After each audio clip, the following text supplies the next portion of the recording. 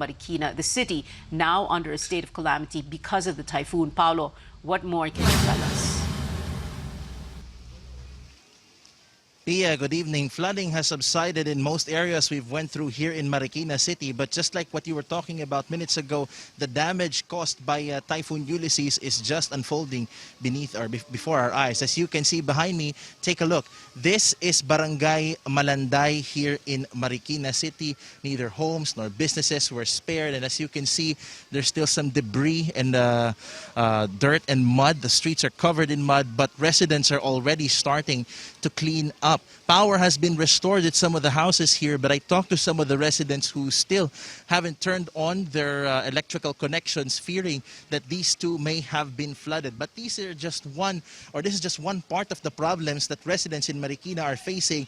In Provident Village, a number of residents complained about authorities checking for IDs before allowing them to enter. It's apparently to prevent looting. Para sa amin daw yung ano na yon dahil yung mga nangangalakal nga. Totoo naman, nung undoy maraming mga nagnakaw, talagang nawala ng mga gamit.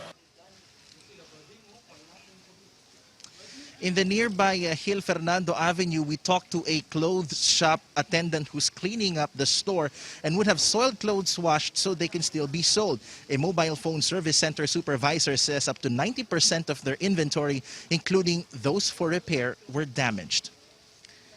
Oo, bibenta, mababa na lang mababa na lang. Hindi na yung kagaya ng presyo na dati.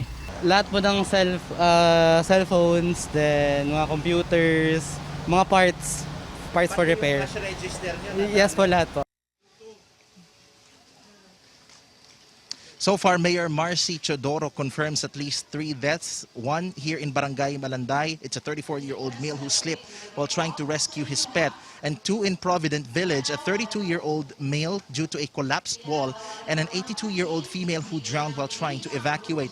He is also not ruling out the possibility of more casualties. Chodoro also estimates the damage to public infrastructure at 10 billion pesos, while business losses could reach up to 40 billion pesos.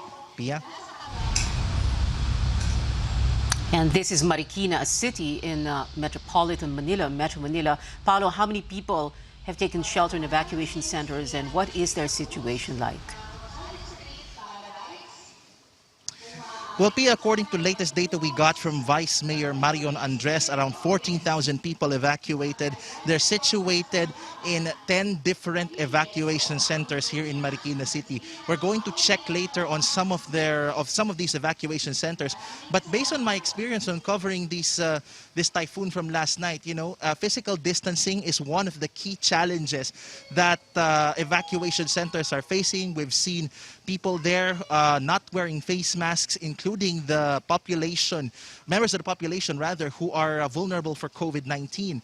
And one of the key concerns also is the power. Last night when we covered, or yesterday when we covered there's still no power, but we'll check if all the evacuation centers now have the power connections. But it is really more on the observance of health protocols, Pia, that is becoming challenging. We have to understand that we are dealing with the typhoon at the same time as a coronavirus pandemic. Pia? Oh my. Paolo Barcelon there reporting from Marikina.